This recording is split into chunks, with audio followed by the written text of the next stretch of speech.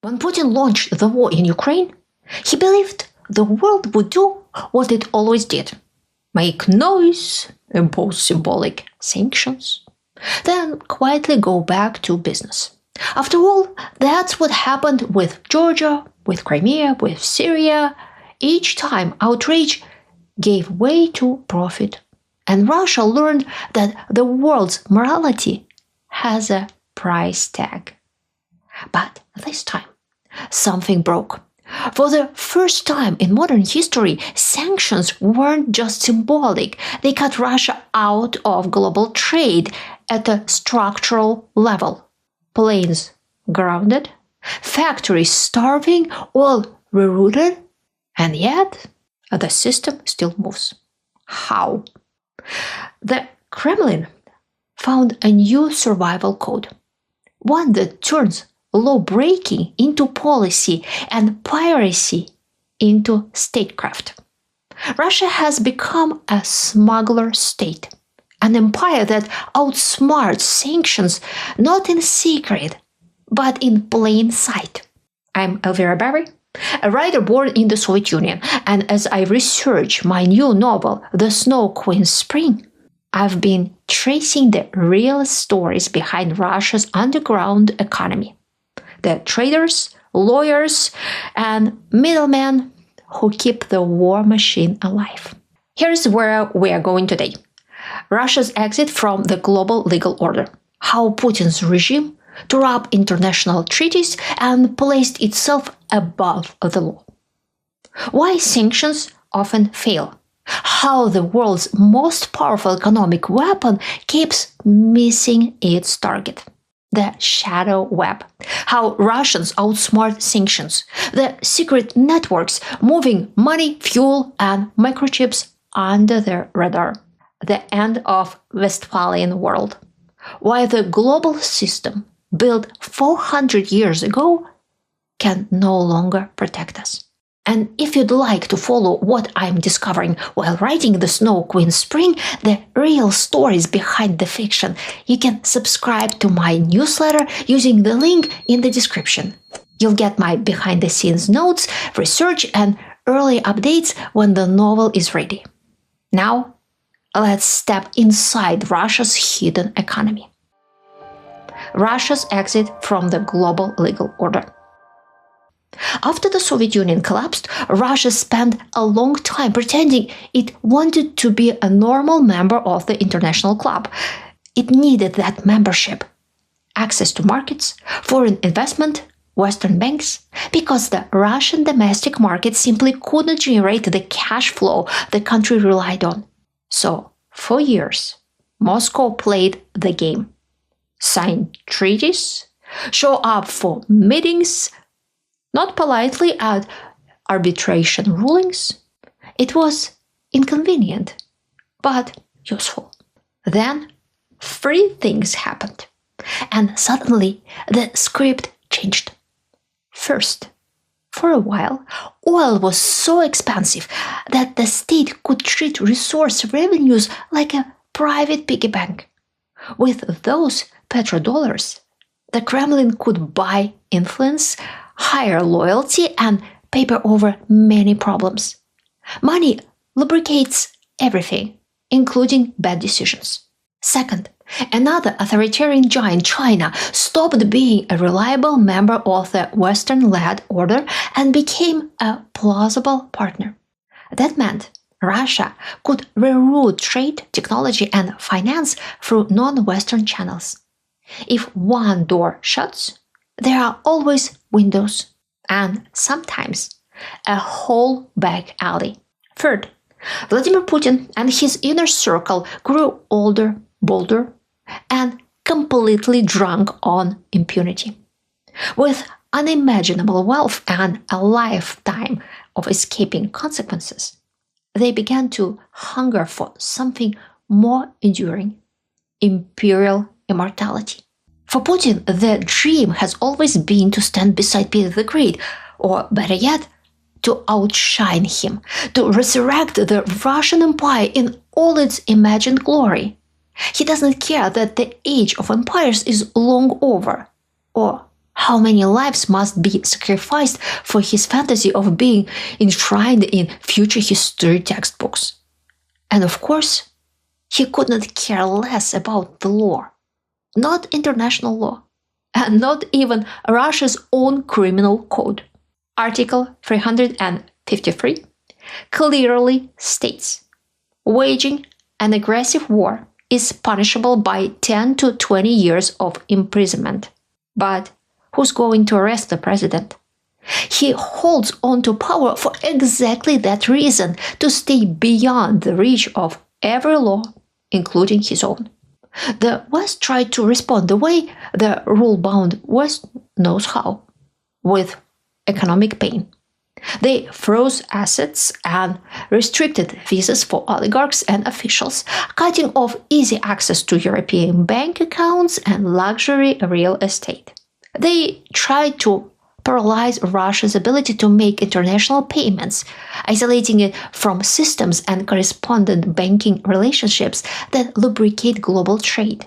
They banned exports of sensitive technologies and components, the semiconductors, aerospace parts, and dual-use goods that factories need.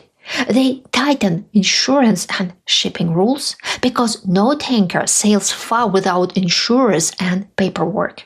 And crucially, they targeted the exports that fund the state in the first place: oil and gas.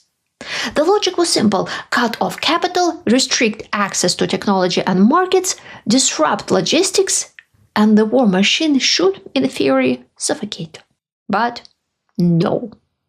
Reality, as always, proved far messier than that. Why sanctions often fail? Why hadn't sanctions ended the show? Because they are aimed at a very complicated organism. And that organism happens to be unusually good at finding hidden doors, secret tunnels, and friendly middlemen. In Russia, anyone who wants to make money must move fast, think on their feet, and find inventive ways to survive in a ruthless, often toxic business environment. Centuries of heavy-handed rule taught Russian merchants to read between the lines and exploit every loophole. That culture didn't disappear when modern sanctions arrived. It evolved into a thriving industry. Normally, businessmen operated against the state, dodging taxes and siphoning from government contracts.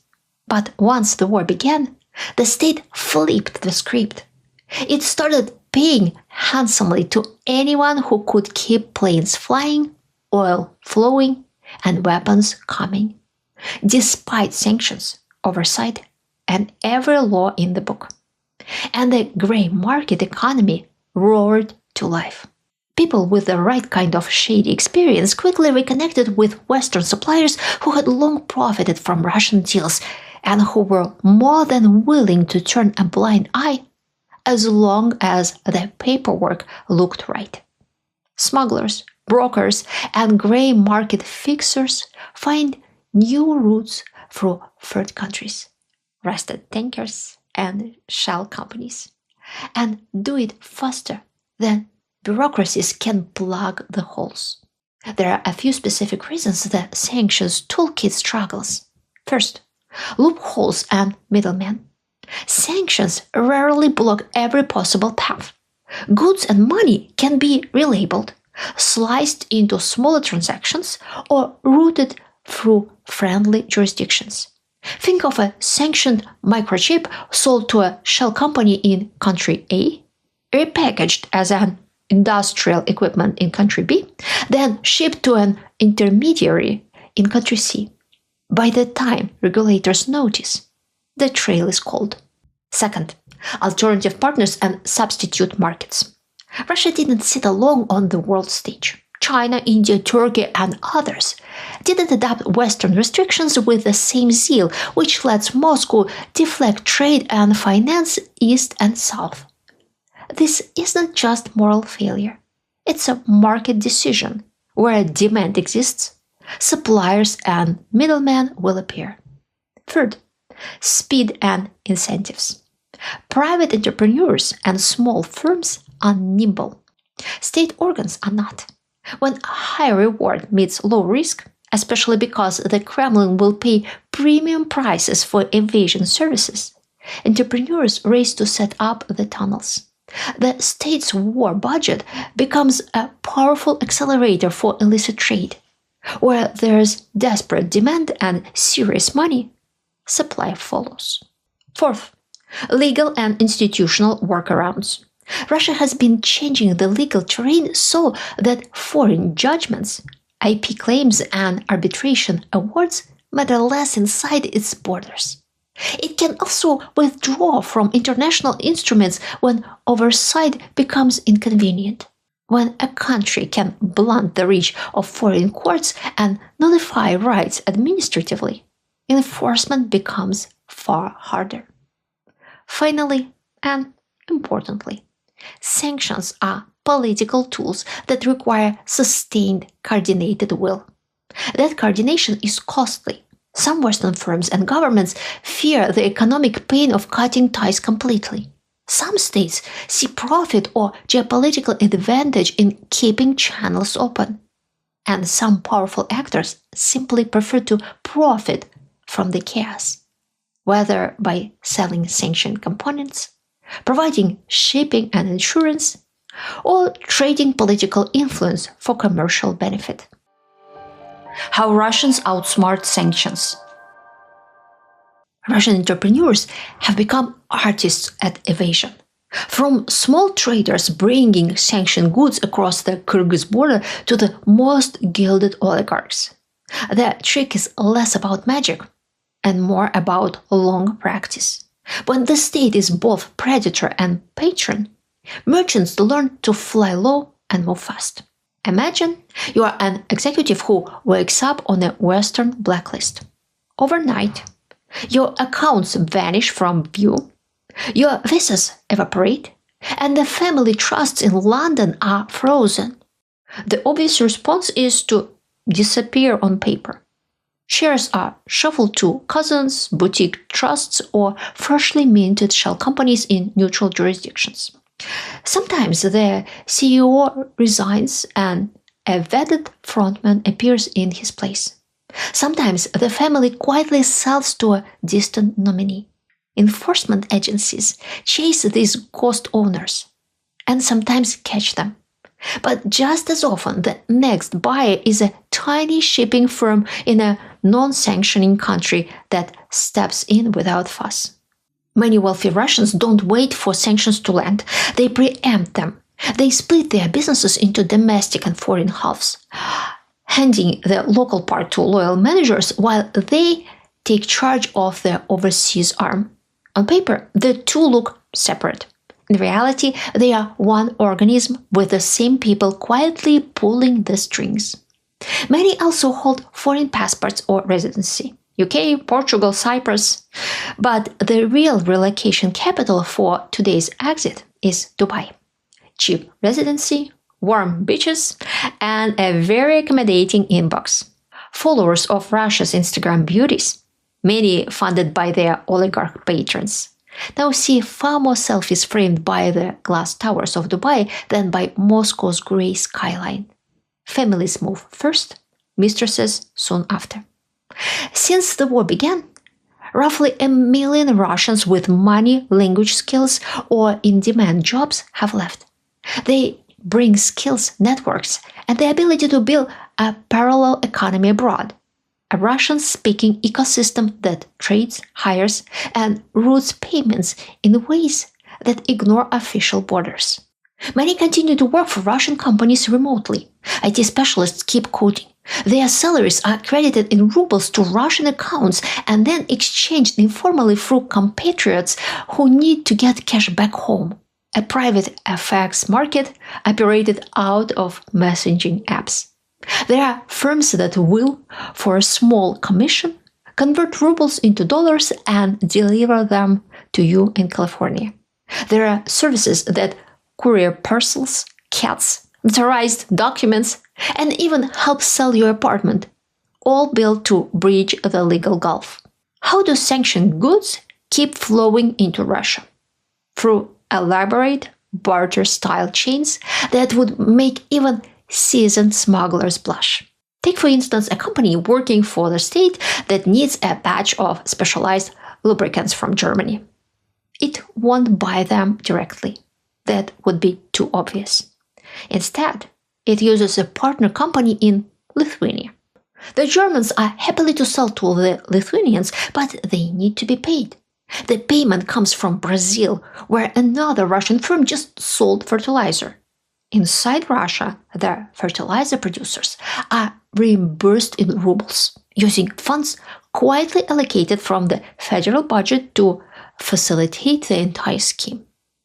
In many cases, the money never actually crosses a border. It's swapped for other goods, converted into gold or diamonds, or moved through cryptocurrency. In Russian business slang, the big crypto dealers even earned a nickname, crypto sheikhs. A surprising number of sanctioned items, including microchips for missiles, are smuggled in the simplest way imaginable, in bags. Airline pilots on international routes or sea captains returning from abroad often carry them in small batches. Former Soviet republics have become major transshipment hubs, and customs officers along Central Asian borders are famously flexible. A little gratitude usually gets the job done. The real headache comes with equipment that can't be disguised. Single, high-value machines with serial numbers that manufacturers track, like aircraft engines or refinery parts destroyed by Ukrainian drones. But even here, the Russians find a way. A jet engine, for example, might be officially sold to an African country. Then something happens to it. A fire, a flood, a rebellion. And it quietly makes its way to Russia, reclassified as machinery for a green mill.